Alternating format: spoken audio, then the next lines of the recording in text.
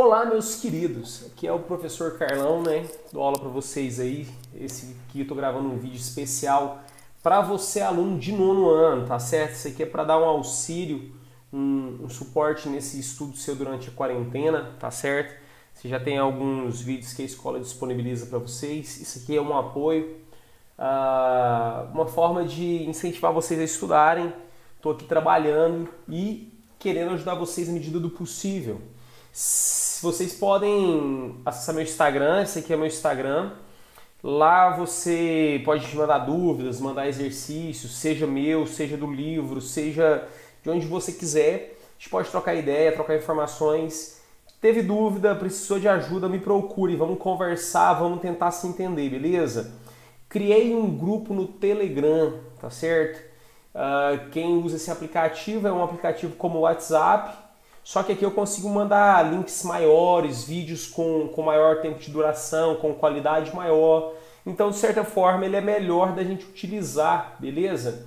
Então, quem quiser acessar lá o link do Telegram, quer acessar o grupo do Telegram, estamos lá disponível para vocês, ok? Olha, nosso amigo Tchan com um coronavírusinho na mão, o livrozinho na outra, porque ele não vai deixar de estudar, ok? Passou álcool gel, isolou, cuidou do papai, cuidou da mamãe, mas sem deixar a responsabilidade de lado, sem deixar de estudar. Isso é muito importante, tá certo? Nós não sabemos quanto tempo vamos estar de quarentena, no mínimo até dia 4. Vou beber uma aguinha aqui, no mínimo até dia 4. Isso já é certo que vamos estar de quarentena, mas pode ser que fiquemos mais tempo nessa quarentena. Por isso a gente não pode perder o ritmo de estudo. Se você está com dificuldade de estudar, pede ajuda para o seu pai, para sua mãe, para os seus colegas, para a escola, para o seu professor. Pode falar comigo. Vamos tentar organizar uma forma de estudar melhor, ok? Turma, agora vamos falar de um negócio muito importante para você, aluno do nono ano, que é o estudo da cinemática. Eu diria que essa é uma parte muito importante que não pode ser mal feita. Por isso, agora eu queria que você pegasse papel e caneta para você fazer suas anotações, tá certo? À medida que o vídeo for acontecendo, você vai pausando, vai fazendo suas anotações, vai deixando tudo que nós vamos falar aqui no seu caderno. É extremamente importante que isso aqui esteja anotado, tá certo? Isso vai te ajudar muito na hora que a gente voltar dessa quarentena.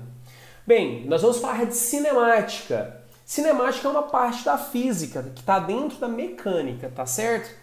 O que é a cinemática? No começo do ano nós falamos sobre as divisões e dentro da cinemática nós temos o estudo do movimento, sem preocupar com as causas desse movimento. Nós vamos estudar o movimento de um corpo sem preocupar com quem está causando, com quem está fazendo o movimento acontecer. Imagina comigo um carro e visualiza, né? Vamos trabalhar a nossa imaginação com essa aula. Você tem um veículo e esse veículo está se movendo em uma estrada. Eu não quero saber se é o motor que está ligado fazendo ele funcionar, se ele está embalado, se ele está numa descida e é a gravidade que está puxando ele. Não quero saber se é uma pessoa que está empurrando, quem é que está fazendo a força para empurrar, não nos interessa. Nos interessa é apenas o movimento. Nós vamos estudar o movimento, vamos tentar entender o que acontece no movimento. E quando eu vou estudar o movimento, algumas coisas elas são importantes para mim. Por exemplo, quanto que o carro anda, quanto tempo o carro vai demorar para ir de um ponto ao outro. Não só um carro, mas qualquer corpo, um ciclista, uma pessoa e por aí vai. Então, nessa aula, nós vamos estudar o movimento, tá certo? Vamos analisar o movimento. Mas não o movimento de uma vida inteira, uma fração. Por exemplo, quando eu vou de Goiânia a Anápolis, eu quero analisar nessa viagem apenas um trecho, não quero analisar do começo ao fim. Então, nós vamos analisar o tempo, a velocidade, o quanto o carro andou, essas coisas, beleza? Para isso, nós precisamos de uma introduçãozinha de algumas definições muito, muito importantes. Uma das definições mais importantes que a gente não pode esquecer é a definição de referencial. Por quê? Porque na física nós dizemos que tudo depende de um referencial. Como assim tudo depende de um referencial? Tudo. Toda vez que eu vou fazer uma análise, eu tenho que estabelecer um referencial. Se eu falo de uma coisa grande, falo, tal pessoa é grande, mas grande comparado a quem? Eu tenho que comparar com outra pessoa.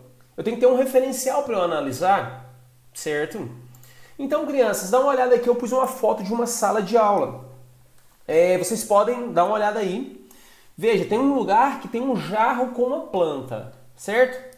Se eu te perguntar onde está esse jarro com a planta, você vai dizer, está em cima da mesa? Certo, está em cima da mesa.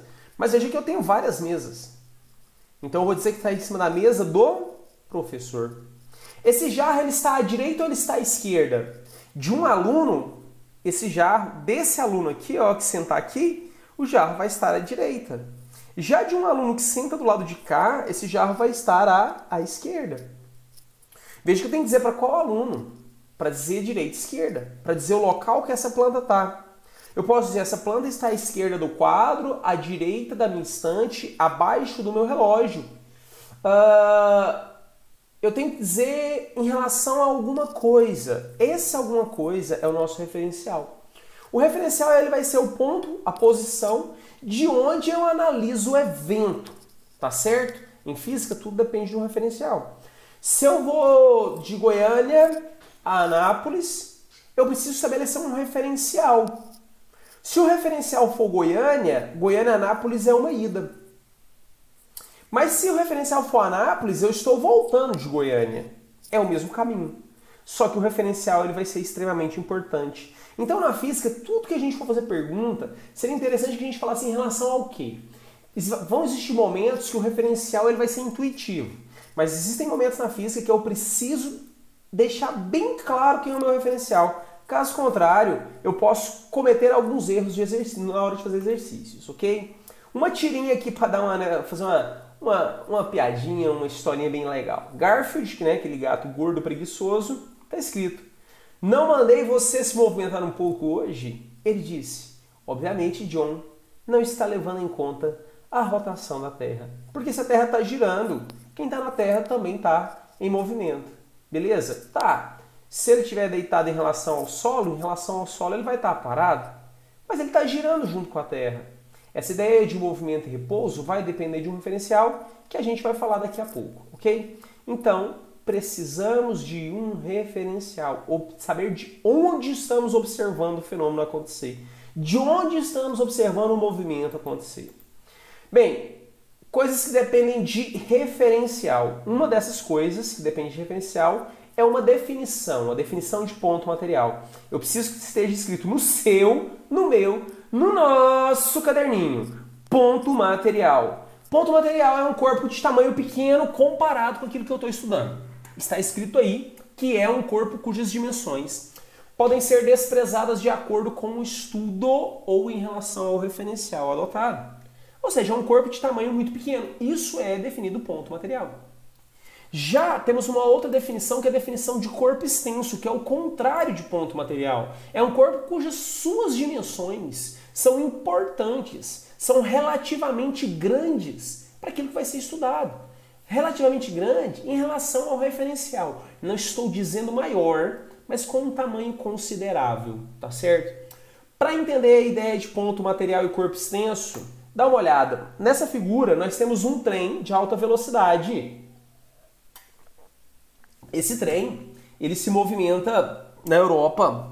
Na Europa tem uma malha férrea muito grande.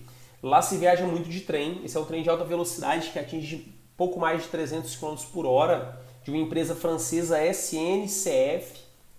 Tá certo? Esse trem especial, creio, se eu não estou enganado, é esse trem que faz o passeio de Paris até Londres, tá certo? Da França à Inglaterra, por meio do Eurotúnel, um túnel debaixo da água por onde o trem passa, beleza?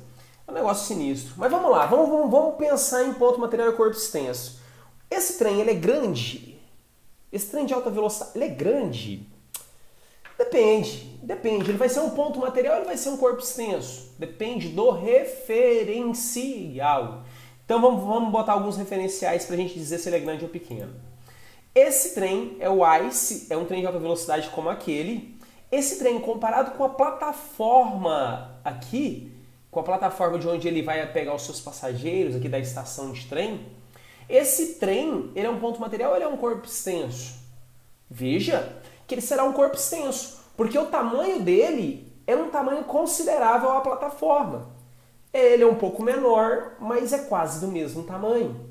Então, esse trem, comparado à plataforma de embarque, ele é um corpo extenso.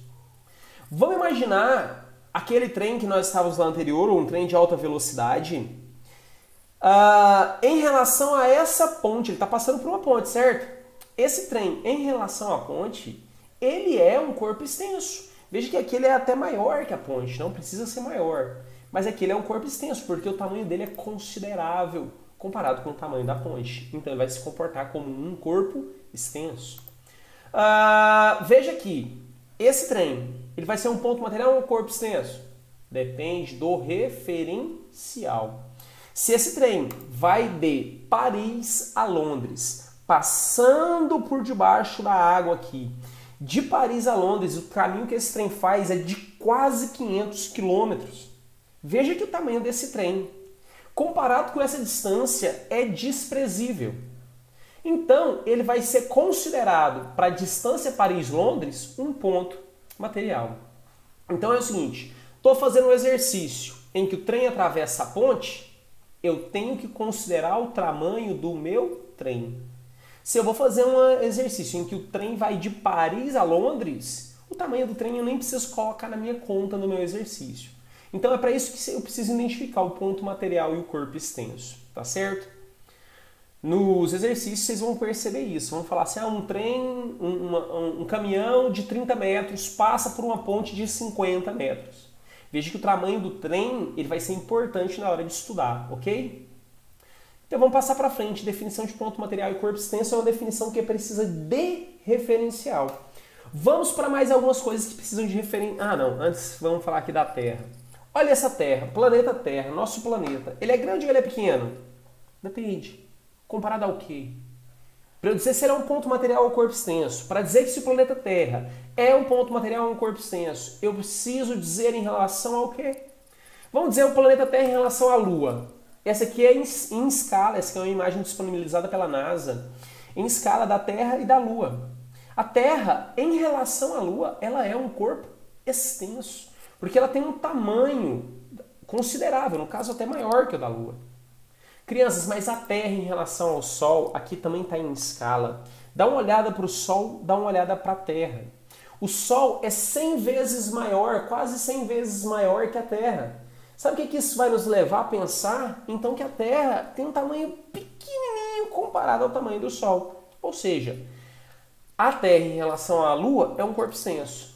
A Terra em relação ao referencial Sol é apenas um ponto material. Pensa comigo um elefante. Um elefante pode ser um ponto material ou um corpo extenso.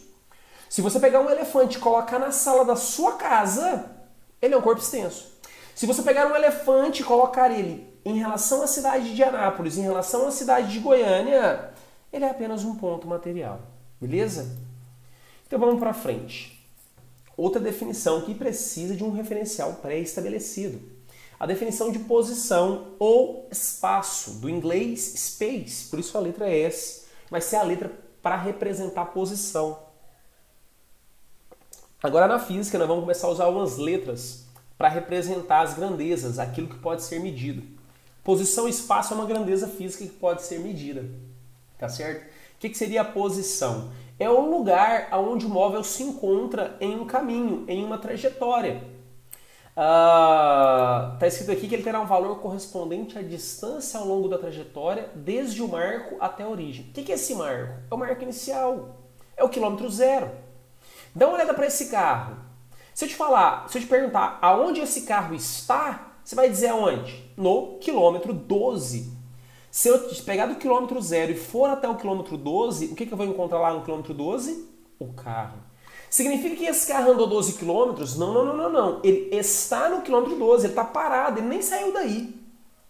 Se eu estou dizendo que ele está no quilômetro 12, essa é a posição dele. É o marco na trajetória onde ele está.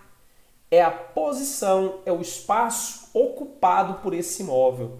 É o espaço ocupado por esse carro. Então, quando a gente fala de posição, de espaço, a gente vai pensar no lugar, no quilômetro que ele se encontra, na posição em metros que ele se encontra. Beleza? É isso que nós vamos entender por posição, tá certo? Outra definição. Ah, por que aqui eu preciso de referencial? Eu só consigo dizer que aqui é o quilômetro 12 se eu souber onde é o quilômetro zero. Não estou dizendo que esse carro andou 12 quilômetros, não estou dizendo que ele andou 100, 20, não, estou dizendo que ele está aqui. Eu vou analisar o movimento a partir daqui, então ele está na posição do quilômetro 12, tá? Outra definição é a definição de trajetória. A definição de trajetória depende da definição de posição. A trajetória é uma sequência de posições ocupadas por um móvel no intervalo de tempo ΔT. O que eu falo por trajetória? Imagina aqui que nós estamos andando na areia. Cada pegadinha vai marcar uma posição, um espaço ocupado pelo meu pé. Se eu pegar esses vários passos, eu consigo estabelecer o caminho que esse corpo andou, o caminho que esse corpo percorreu. E esse caminho é o que nós chamamos de trajetória, tá certo? Trajetória também depende do referencial, porque posição depende do referencial, ok? Aqui eu tenho uma foto para vocês da rodovia número 1 dos Estados Unidos, a primeira rodovia a ser construída, a US 1, tá certo? Essa rodovia, ela tá na milha zero, né, que seria o marco inicial dessa rodovia. Aqui fica na cidade de Key West, ao sul da Flórida, tá certo? Então esse aí é o marco zero da primeira rodovia dos Estados Unidos da América, tá certo? Se você já andou aqui, se você andar nas rodovias do nosso país, você vai encontrar placas como essa, azulzinha escrito de branco, KM0, KM20, KM100. O que isso aqui está indicando? Está indicando a posição. Estamos na BR-101, no quilômetro zero, na origem da BR-101. Se você estiver andando por essa rodovia e encontrar essa placa, significa que você está no quilômetro 687. Se você saiu do quilômetro zero e está no 687, significa que você andou 687 quilômetros. Mas eu não quero falar do quanto você andou, eu quero dizer que esses marcos, eles são posições, são locais, localização. Então a posição, ela serve para eu localizar. Eu dou uma referência e localizo a partir dessa referência. Essa plaquinha do quilômetro zero é o meu referencial. Se eu digo que eu estou no quilômetro 687, é ali que... Bem, eu vou estar exatamente onde está essa placa aqui, beleza? Vamos pensar na ideia de trajetória. Temos aqui uma rodovia e uma pessoa parada na rodovia. Por cima dessa pessoa passa um avião que abandona uma bomba no instante T0. T0 é o tempo zero. Comecei a marcar no relógio o tempo zero, ok? Então esse avião soltou a bomba. Só que esse avião está se movendo para a direita com uma determinada velocidade. Vamos desprezar a resistência do ar por um instante. O que vai acontecer com essa bomba? Como o avião está indo para a direita, a bomba também está indo para a direita. Abandonou, ela vai cair, mas ela continua indo para a direita. Ou seja, quando o avião está nessa nova posição no instante T1, a bomba ela desceu. Quando o avião mudar a posição, a bomba continua descendo, mas continua também indo para a direita. Só que agora ela vai descer mais rápido, porque ela vai ganhando velocidade, não vai? Então o avião vai para a posição T3 e a bomba, bum, caiu no chão. Pensa só, se o referencial for o avião, olha, a bomba está abaixo do avião. No instante T1 ela continua abaixo, no instante T2 também, no instante T3 também.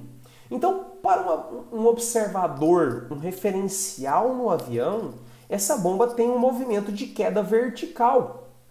Essa é a trajetória que a bomba segue para alguém que está no avião. Para quem está no avião, percebe ela caindo verticalmente. Com a resistência do ar, ela ficaria um pouco para trás, isso é verdade. Mas nós vamos desprezar a resistência do ar aqui por um instante, ok? Mas para esse referencial, para esse garotinho aqui, o que ele vê a bomba fazer é esse percurso curvo aí, esse percurso nós dizemos parabólico. Ou seja, a trajetória para esse observador fixo no solo seria essa curva. É diferente da trajetória para um observador que está no avião. Então vamos dizer assim, qual dos dois está certo? Os dois. Depende do referencial. Se eu te falar assim, olha, O Sol gira ao redor da Terra. Tá errado? Olha, se eu for analisar de fora do sistema solar, tá errado. Mas se eu estou na Terra e o observador está na Terra, é o Sol que gira ao redor da Terra. Mas se eu estou olhando de fora do sistema solar, é a Terra que gira ao redor do Sol. Depende de onde está o observador, depende do referencial. Olha aí para você ver uma tirinha do Bilu, né? Que é o cachorrinho da Turma da Mônica. Ele encontrou uma placa que está escrito quilômetro 519. E ele fala, ué, para cá ou para lá? Bem, isso depende do referencial. Aqui é só uma placa que está a 519 quilômetros do marco original, do marco inicial da nossa rodovia, do marco zero. Beleza? Vou passar para frente. Se tiver um pouco rápido, pausa, copia e depois a gente segue. Turminha, a posição, veja que a posição da bomba, a posição da nossa bomba, ela vai mudando com o tempo, certo? E a posição do avião também. Quando a posição varia, nós temos um negócio chamado deslocamento, que é a variação da posição, representado por ΔS. Na física, toda vez que você ver o delta, ele significa variação. Se S é espaço, posição, ΔS é variação da posição, é variação do espaço, tá certo? O que seria essa variação do espaço? É a diferença continha de menos entre a posição final e a posição inicial. Não importa o que ocorreu entre essas posições. Dá uma olhada. Eu tenho o carro, aquele carrinho nosso, inicialmente na posição quilômetro 12. Vamos supor que esse carro ele veio para a esquerda até o quilômetro 0 e depois voltou e foi até o quilômetro 52. O quilômetro 52 é a posição final. Eu quero analisar esse movimento dele sair do quilômetro 12 e chegar no quilômetro 52. Não me importa se ele regressou e depois foi. Não me importa se ele parou nesse caminho. Se eu quero saber quem é o deslocamento, só me interessa de onde ele saiu e onde ele chegou. A posição da saída e a posição da chegada. Então, quem que vai ser o deslocamento ΔS? Posição final menos posição inicial. S menos S0. 52 menos 12, 40 quilômetros. Isso quer dizer que ele andou 40 km? Não obrigatoriamente ele andou 40 km. Mas, entre a posição, entre o começo e o fim, nós temos uma distância de 40 km. Como eu disse, ele pode ter voltado e depois ido. Se ele voltou 12 km até zero e andou mais 12, ele já andou 24. Se ele vier até 52, ele vai ter andado 64 km. Mas o deslocamento continua sendo apenas 40, porque não me interessa o que aconteceu entre a saída e a chegada. Por isso nós até dizemos que deslocamento e distância percorrida podem ser diferentes. A distância percorrida é o total, é a soma do total da trajetória. Já o deslocamento só me interessa a posição inicial e final. Tá certo? Vamos supor que eu saio de uma determinada posição do quilômetro 12, dou a volta ao mundo e paro no quilômetro 12. A posição final e inicial vão ser iguais. Se eu subtrair, vai dar quanto? Vai dar 0. Beleza? Então, isso é a variação da posição ou deslocamento, ΔS. Pega a posição final, subtrai da posição inicial, não importando o que aconteceu entre o início e o fim. Ok? Variação do tempo. Também é importante para nós. Eu pego, ΔT. Delta é variação, T é tempo. Intervalo de tempo vai ser o tempo transcorrido entre o instante final e inicial. Vai ser o tempo para sair daqui e chegar aqui, da posição inicial até a posição final, independente do que tenha acontecido. Ah, parei meia hora, não vai fazer diferença para mim. Eu vou olhar no relógio na hora que sai, vou olhar no relógio na hora que chega e vou dizer quanto é o tempo. Por exemplo, saiu às 14 horas do quilômetro 12, chegou às 14h20 no quilômetro 52, então foram 20 minutos. Não importa se ele veio para cá, se ele parou por 5 minutos, não importa. O que me interessa é que o tempo decorrido entre a saída e a chegada foram de 20 minutos. Então quem vai ser o ΔT? O tempo final menos o tempo inicial? 20 minutos. Vou converter para hora porque a gente já sabe converter para hora. 20 dividido por 60 é 1/3 de hora, beleza? Simplifiquei. 0 com 0, simplificamos aí. Beleza?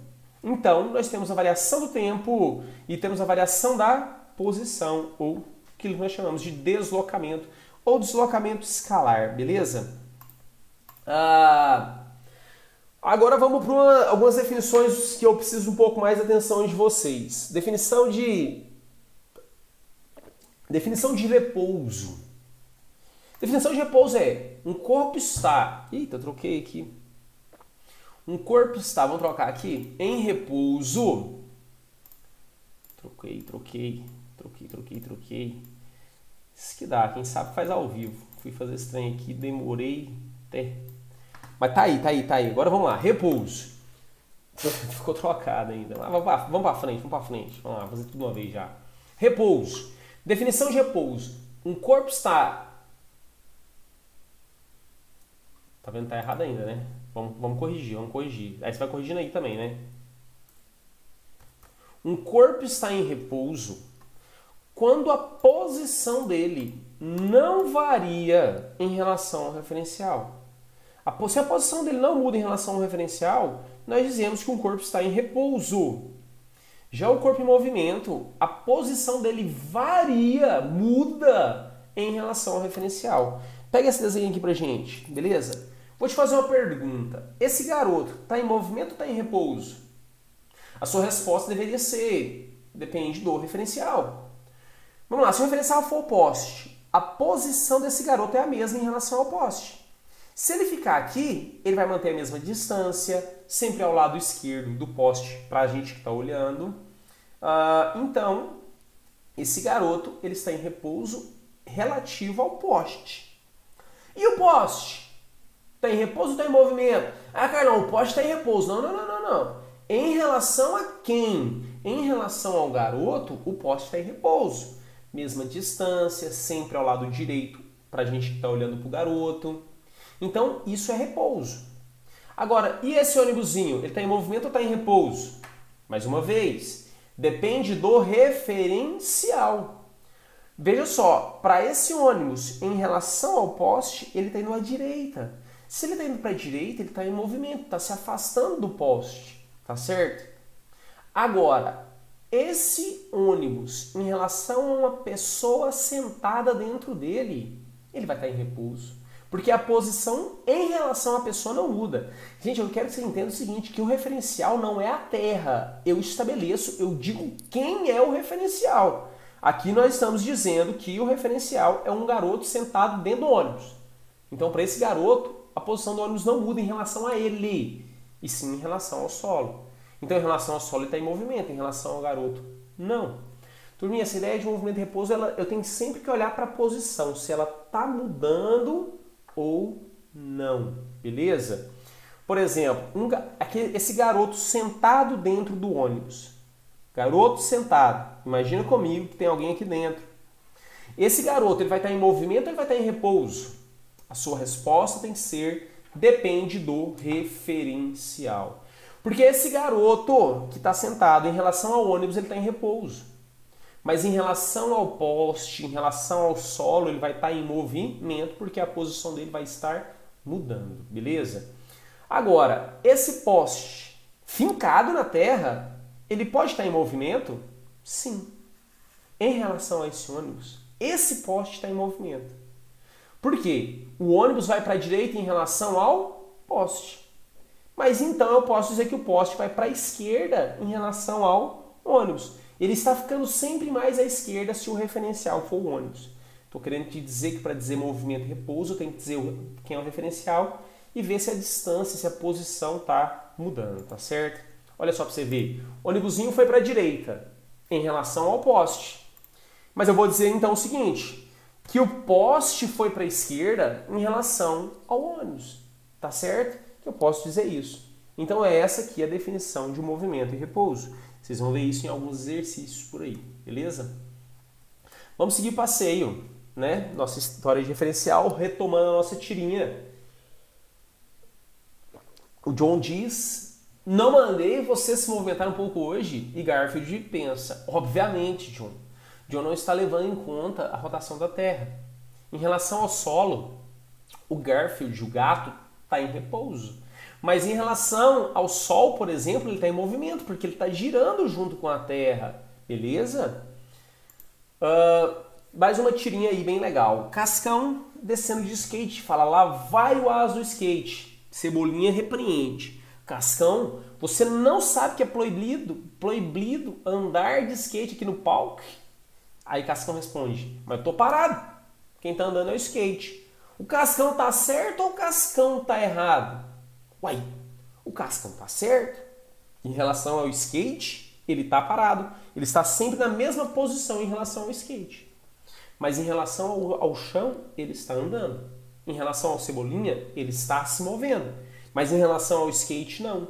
Por isso que a ideia de movimento e repouso depende do referencial adotado. Beleza, meus queridos?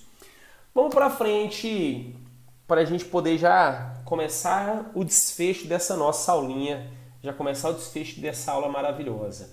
Vamos falar de uma definição. Crianças, você é aluno do 9º ano, se nós terminarmos essa aula, vocês compreendendo esses conceitos e, por fim, compreendendo a definição de velocidade escalar média, meu amigo, nós vamos estar felizes demais. Eu acho que nós vamos ter cumprido uma das missões do nosso 9º ano, beleza? Velocidade escalar média é representado por Vm, ok? O que é a velocidade? Quando eu falo de veloz, eu penso em rapidez. Velocidade média é a medida da rapidez de um móvel, ou seja, é a grandeza física, grandeza tudo que pode ser medido, que indica se um corpo é ou não mais rápido em relação ao outro. Precisa de um referencial. Vamos lá. Um Fusca é rápido? Em relação a um cavalo, é. Um Fusca é rápido? Em relação a um Porsche, já não é. A velocidade escalar média é a razão entre o deslocamento de um móvel e o tempo que ele demora para cumprir esse percurso. Vamos dizer o seguinte, que a velocidade média ela vai me dizer a rapidez, o quanto o móvel consegue andar num determinado intervalo de tempo. Por isso que a velocidade média vai ser dada a razão do deslocamento sobre o tempo. Tá certo? Por exemplo, estou no carro a 100 km por hora. Isso quer dizer que, se mantida essa velocidade, o carro vai andar 100 km em 1 hora. Tá certo? Agora, é muito difícil a gente manter o veículo por durante 1 hora com a velocidade constante. Se eu vou de Goiânia a Anápolis, Goiânia a Brasília, por 1 hora eu vou variar a velocidade do carro. Ela não vai manter nos 100 km por hora, tá certo? O que a velocidade média vai me dizer? Mais ou menos o que aconteceu entre a saída e a chegada. Uma média do deslocamento no tempo. Por isso, as nossas unidades de medida serão km por hora ou metros por segundo. Quilômetro por hora é uma unidade de medida usual, aquela que vai no velocímetro do carro. Já metros por segundo é a unidade do sistema internacional. Com certeza é a unidade que nós mais vamos usar. Podemos usar quilômetro por hora, mas no sistema internacional, velocidade média Vm é medida em metros por segundo, beleza? Então imagina um carro que está na posição quilômetro 133 às 15 horas. Se às 17h30, ou seja, 2 horas e meia depois, ele está no quilômetro 183, qual vai ser a velocidade média dele? A velocidade média dele vai ser o deslocamento, 183 menos 133 é 50 km em 2,5 horas, ou seja, 20 km por hora. Ele manteve a velocidade de 20 km por hora? Não. Ele pode ter parado, ele pode ter aumentado a velocidade, ele pode ter diminuído a velocidade. A velocidade média, ela não me dá precisão, ela me dá uma ideia do que aconteceu entre o começo e o fim, tá certo? Ele andou mais ou menos 20 km por hora, tá certo? Essa aí é a ideia do que a velocidade média ela me diz. Então eu pego o deslocamento, pego o tempo e divido. Achei velocidade média. Essa é a nossa equaçãozinha da velocidade média, ΔS, ΔT. Queria que você escrevesse ela bem grande no seu papel aí, no seu caderno, porque é uma equação que a gente vai usar bastante durante essa quarentena nossa aí, ok?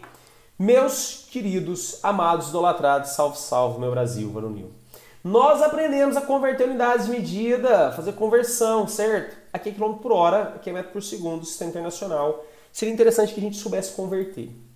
Então, olha só o pensamento. Se eu tenho um valor X, medido em quilômetros por hora, mas eu estou interessado em saber desse valor x em metros por segundo, o que eu tenho que fazer? 1 quilômetro são 1000 metros. 1 hora, nós já aprendemos a converter, são 3.600 segundos, certo? Vou colocar esses valores de notação científica. Então, esse valor x que está em quilômetros por hora é a mesma coisa que x vezes 1/10 ao cubo metros, 1000 metros, sobre 3,6 10 ao cubo segundos, 3.600 segundos. Vou cortar o 10 ao cubo com 10 ao cubo, sobrou 1 sobre 36, certo? Então, ajuda eu aqui, ó, x vezes 1, x. Cortou o 10 ao cubo com 10 ao cubo, ficou x sobre 36 metros por segundo. Então, como é que eu converto um determinado valor x, que está em quilômetros por hora, para um valor em metros por segundo? Por exemplo, eu estou num carro a 180 km por hora. Mas isso representa quantos metros por segundo? Eu pego esse valor, 180, e divido por 3,6. Então, para converter de quilômetro por hora para metro por segundo, nós dividimos por 3,6. Já para converter de metro por segundo para quilômetro por hora, eu vou fazer o contrário, eu vou multiplicar. E essa é a nossa regrinha. A regra do 3,6 só vai servir para velocidade e de metro para segundo e quilômetro por hora. Como é que eu transformo de metro por segundo para quilômetro por hora? Multiplico por 3,6. Como é que eu transformo de quilômetro por hora para sistema internacional, para metros por segundo? Divido por 3,6, tá certo? Carlão, mas 3,6 é um número feio para ficar fazendo divisão, né? Tem gente que tem dificuldade em dividir com vírgula. Não tem problema, nós vamos criar uma tabelinha, tá certo? Eu quero muita atenção na construção dessa tabelinha, porque eu quero que durante essa semana você repita essa tabelinha no seu caderno, em uma folha em branco, pelo menos 3 vezes. Carlos, ó, vou falar para você, hoje estava aqui no Instagram falando com um aluno, fazendo uma live bem aleatória mesmo, nada a ver. E veio um aluno do nono ano do ano passado que falou assim, Carlão, cara, a tabelinha foi muito importante. Nossa, como foi importante a tabelinha. Hoje ele está no primeiro ano e ele serve demais para converter velocidade. Porque muitas vezes a gente vai ter a velocidade em quilômetros por hora, mas nós vamos precisar dela em metros por segundo. Então eu vou ter que converter de quilômetros por hora para metros por segundo. Só que essa conversão é dividir por 3,6, é um número com vírgula. E nem sempre vai estar fácil. Só que a maioria dos valores que vão aparecer em quilômetros por hora, para eu dividir por 3,6, a maioria desses valores vai estar contido nessa tabelinha que a gente vai construir. Eu vou construir com você aqui agora, eu vou pedir que você escreva no seu caderno. Vou pedir que depois você tente fazê-la, escrevê-la sozinho, sem olhar em nada. Em nada. Você vai pegar uma folha em branco depois, amanhã, e vai tentar escrever ela sem olhar. E você vai repetir isso dia sim, dia não. Até que essa tabelinha fique gravada na sua alma. Você vai ser uma pessoa muito feliz no ano que vem, no seu primeiro ano, se você usar essa tabelinha e conhecer ela, tá certo? Vamos lá. Quero converter 36 km por hora para metro por segundo, sistema internacional. Eu preciso dividir por 3,6. 36 dividido por 3,6, de cabeça, esse nós não precisamos nem da calculadora. Não precisamos nem da calculadora. Por quê? 36 dividido por 3,6 é fácil. É só mexer a vírgula, é 10. 10 metros por segundo. Então, se eu te pergunto, 36 km por hora dividido por 3,6 dá quanto? 10 metros por segundo. Ok? Agora, vamos ver se a gente está bom. Vou fazer uma conta de cabeça aqui agora. 72 km por hora. Dividido por 3,6, de cabeça, 20 metros por segundo. Ah, Carlão, mas você decorou, não decorou? Mais ou menos. Pensa comigo. Qual é o dobro de 36? 72. Qual é o dobro de 10? 20. Então, se 36 km por hora são 10 metros por segundo, e esse é fácil de escrever, 72 km por hora, que é o dobro da velocidade, é o dobro de 10, é 20 metros por segundo. Vou fazer uma conta agora de cabeça. 18 km por hora. Vou dividir por 3,6. De cabeça. 5 metros por segundo. Ah, Carlão, mas você decorou. Decorei porque eu fiz a tabelinha várias vezes. Eu sei que 18 é a metade de 36. Então, em metros por segundo, tem que ser a metade da velocidade de 36 km por hora. Metade de 10, 5 metros por segundo. Ou seja, 18 km por hora equivale a 5 metros por segundo. 36 km por hora equivale a 10 metros por segundo. Quanto que vai ser 18 mais 36? 18 mais 36 é 54. 54 km por hora vão ser quantos metros por segundo? Eu divido por 3,6, não é? Só que eu não vou dividir por 3,6.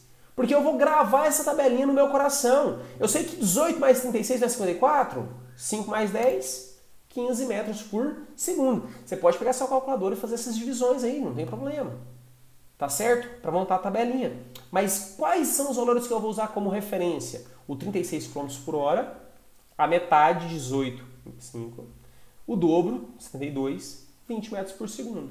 E depois, sempre que eu somar 18 km por hora a minha velocidade, eu estou somando 5 metros por segundo.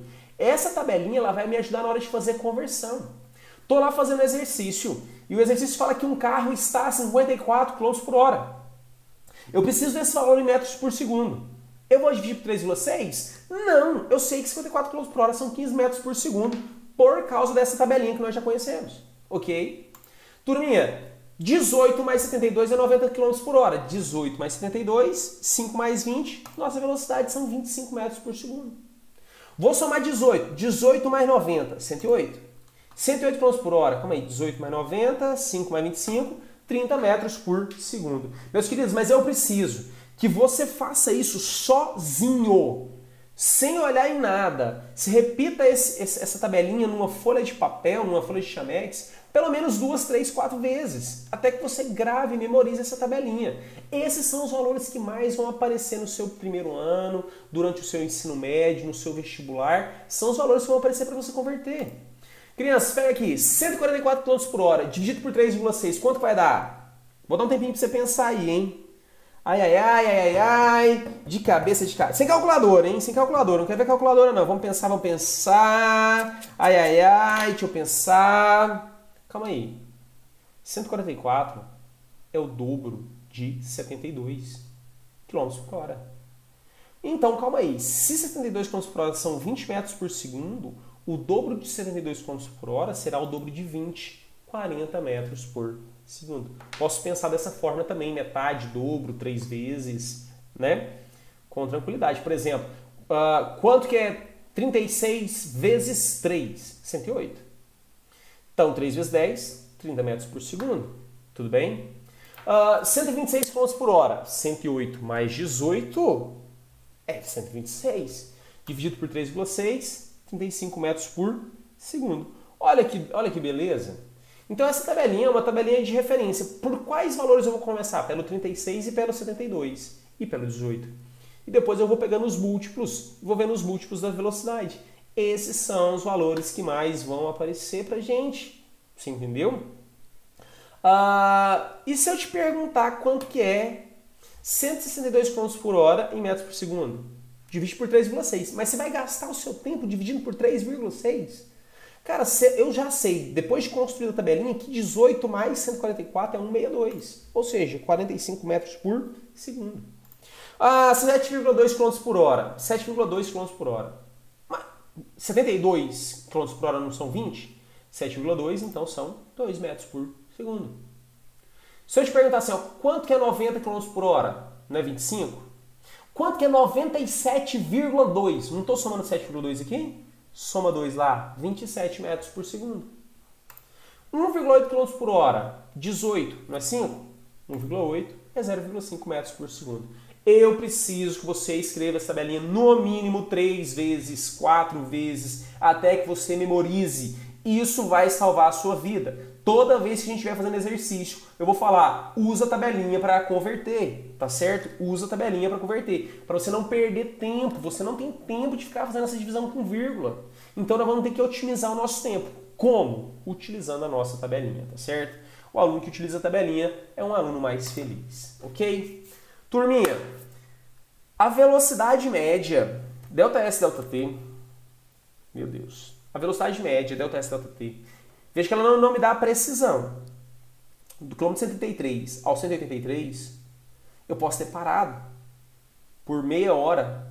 Ou seja, dessas 2 horas e meia, só 2 horas eu me movimentei, mas isso não importa. Para a velocidade média só importa o tempo da saída e o tempo da chegada, a posição da saída e a posição da chegada. Então ela não me dá uma precisão do que está acontecendo.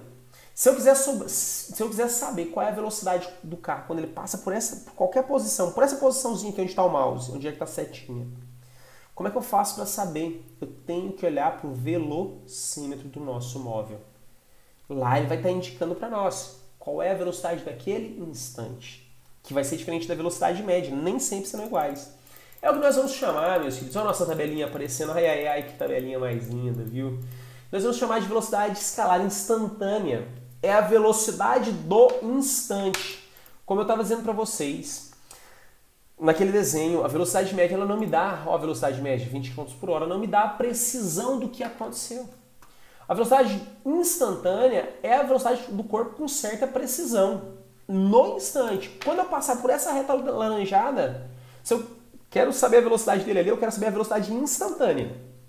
Se eu quero saber a velocidade do carro quando ele passa por essa outra reta alaranjada, eu quero saber a velocidade desse outro instante. Vai ser 20 metros por segundo nesses dois instantes? Até pode ser. Mas pode ser que esteja parado, pode ser que esteja 10 km por hora, pode ser que esteja a 5 km por hora, a 30 km por hora, a 50 km por hora, de forma que a média seria uma velocidade mais ou menos de 20 km por hora. Se eu quero saber a velocidade desse instante, eu tenho que olhar para o velocímetro. E como é que o velocímetro indica a velocidade para nós, a velocidade instantânea? O velocímetro do carro faz um cálculo para nós, para mostrar no painel a velocidade. Qual o cálculo que o velocímetro faz? O mesmo da velocidade média, ΔS sobre ΔT.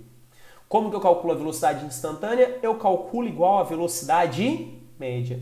Só que aqui nessa velocidade média eu usei um tempo muito grande, 2 horas e meia. Já aqui, para calcular a velocidade escalar instantânea, eu vou usar um tempo muito pequeno.